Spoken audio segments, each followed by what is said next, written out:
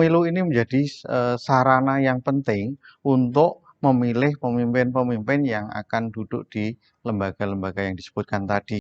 Demokrasi sering dielulukan sebagai puncak dari sistem pemerintahan yang ideal. Dalam demokrasi, setiap warga negara memiliki hak yang sama untuk memilih pemimpin, menentukan arah kebijakan, dan mengawasi jalannya pemerintahan. Namun jalannya sebuah sistem demokrasi bukan tanpa celah. Sisi gelap dari sistem demokrasi adalah ketika mayoritas dari warganya adalah orang-orang yang tidak memiliki kesadaran politik yang baik. Masyarakat yang seperti ini akan cenderung tidak mau ambil pusing dalam menentukan siapa pemimpin yang akan mereka pilih. Suara mereka biasanya bergantung terhadap siapa pilihan tokoh yang mereka dengarkan. Jika yang mereka dengarkan adalah tokoh agama, maka mereka akan memilih berdasarkan apa yang disarankan atau dipilih oleh tokoh agama tersebut. Jangan tanya Habib Lutfi kosong berapa, sudah jelas tahu sama Pak Prabowo, tanya. Hal ini sering dimanfaatkan oleh politikus-politikus yang oportunis untuk mendekati tokoh-tokoh agama yang memiliki banyak pengikut dan menjadikan mereka hanya sebagai mesin suara. Seperti ladang yang tandus, tidak akan pernah menghasilkan padi yang berkualitas. Demikian pula masyarakat yang minim literasi politik hanya akan melahirkan pemimpin yang jauh dari kata bijaksana. Masyarakat yang minim literasi politik akan mudah terbuai janji-janji kosong saat kampanye.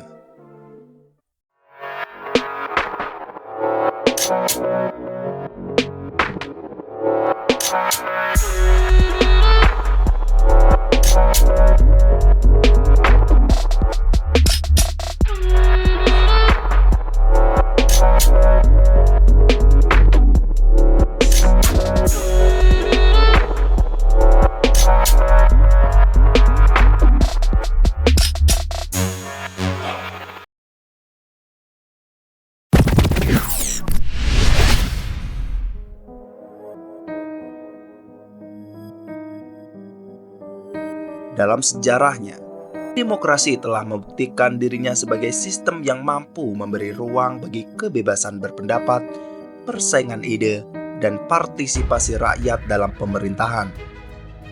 Sejak Revolusi Prancis tahun 1789 yang menumbangkan monarki absolut hingga gerakan demokratisasi di berbagai belahan dunia, demokrasi dianggap sebagai cahaya di tengah kegelapan tirani.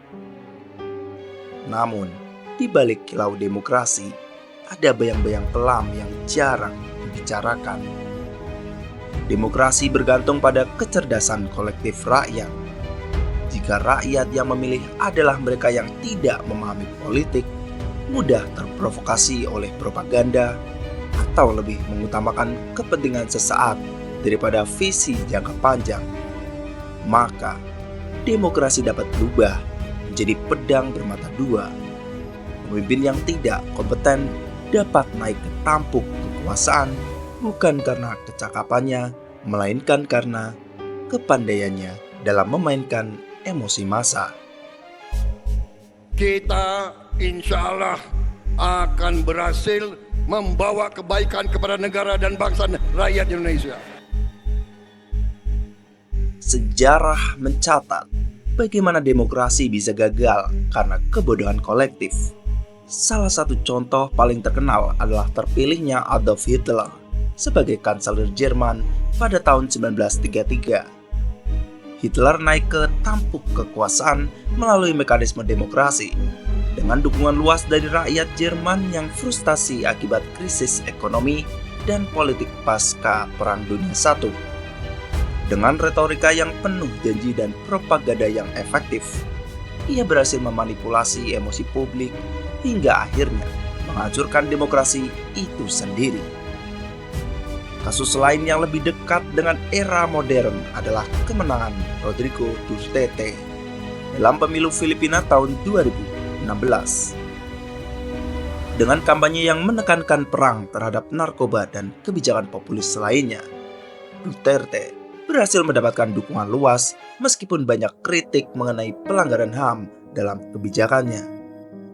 Rakyat yang lelah dengan korupsi dan kejahatan memilih pemimpin yang tegas, meskipun metode yang digunakan mengabaikan prinsip-prinsip demokrasi yang sehat. Dan saya tidak takut tidak punya jabatan, Mas Anies. Sorry ya.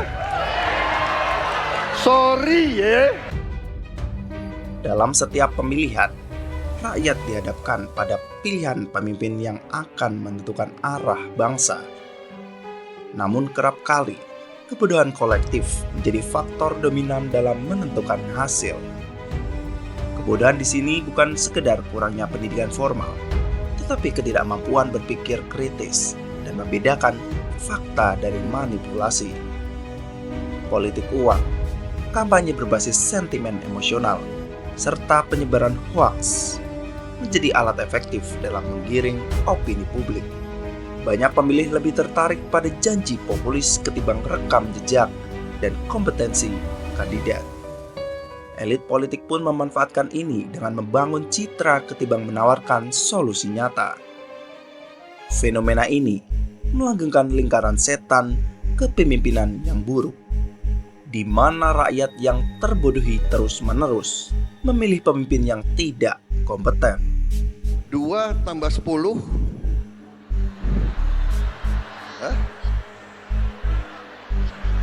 13 ya. Jika kebodohan dibiarkan mendominasi, demokrasi hanya akan menjadi alat legitimasi bagi para oportunis, bukan sarana perubahan menuju kesejahteraan rakyat. Mengetahui visi misi dari pemimpinnya itu, bagaimana latar belakangnya. Demokrasi yang seharusnya menjadi taman bunga tempat gagasan terbaik mekar, berubah menjadi rawa yang dipenuhi oleh lumpur kebodohan. Pemilih yang malas berpikir, seperti tangan yang rela menyuapkan racun ke mulutnya sendiri. Jadi 2 tambah 8 ya, 11. Pemimpin bodoh adalah bayangan yang lahir dari kebodohan rakyat. Dan mereka yang memilih tanpa berpikir adalah pahat yang membentuk patung pemimpin yang cacat. Seorang penulis dan filsuf, George Santayana, pernah berkata, bangsa yang tidak memahami sejarahnya akan dikutuk untuk mengulanginya. Sayangnya, kita hidup dalam era di mana rakyat tidak hanya melupakan sejarah, tetapi juga enggan belajar dari sejarah. Ya pokoknya bagi saya mah siapa saja asalkan presiden yang mau memihak sama rakyat aja gitu. Di satu sisi, demokrasi memberi rakyat kebebasan untuk memilih. Di sisi lain, sistem ini juga memberi peluang bagi mereka yang tidak memahami politik untuk menentukan nasib negara. Ibarat memberikan pisau kepada anak kecil. Demokrasi tanpa pemilih yang cerdas hanya akan melahirkan petaka. Salah satu ironi terbesar dalam demokrasi adalah ketika rakyat yang seharusnya menjadi pemegang kekuasaan justru menjadi alat bagi pemimpin yang tidak kompeten. Pendidikan yang buruk, akses informasi yang terbatas, serta maraknya berita hoax menciptakan suasana di mana kebodohan tumbuh seperti jamur di musim hujan.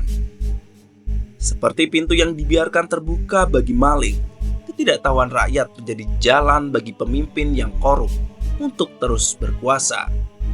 Contohnya bisa dilihat dalam pemilu di berbagai negara berkembang, di mana politik uang menjadi senjata utama. Masyarakat yang lebih tergiur oleh selembar uang ketimbang visi kepemimpinan yang jelas, tanpa sadar telah menjual masa depannya sendiri. Pemimpin yang lahir dari politik uang hanya akan sibuk mengembalikan modal, bukan mengurus kesejahteraan rakyat. Nyambungnya pikirannya kita gitu loh. Oh, dia tuh layak, pantas enggak jadiin seorang pemimpin gitu. Bukan karena uang. Namun, apakah kebodohan rakyat harus selalu menjadi takdir? Seperti kegelapan yang hanya bisa dikalahkan oleh cahaya, kebodohan hanya bisa dilawan dengan pendidikan dan kesadaran. Negara-negara maju seperti Finlandia telah membuktikan bahwa pendidikan yang berkualitas mampu menciptakan masyarakat yang kritis dan menghasilkan pemimpin yang kompeten. Di Indonesia, gerakan literasi digital dan politik harus diperkuat agar masyarakat tidak lagi mudah tertipu oleh janji manis pemimpin yang hanya pandai berretorika. Didikan politik sejak dini, kebebasan pers yang bertanggung jawab, serta keberanian rakyat untuk mempertanyakan kebijakan pemimpin harus menjadi bagian dari budaya bangsa. Jika tidak, sejarah akan terus mengulangi dirinya sendiri dan kita akan kembali menghasilkan pemimpin yang hanya pandai berpidato tetapi gagap dalam bekerja.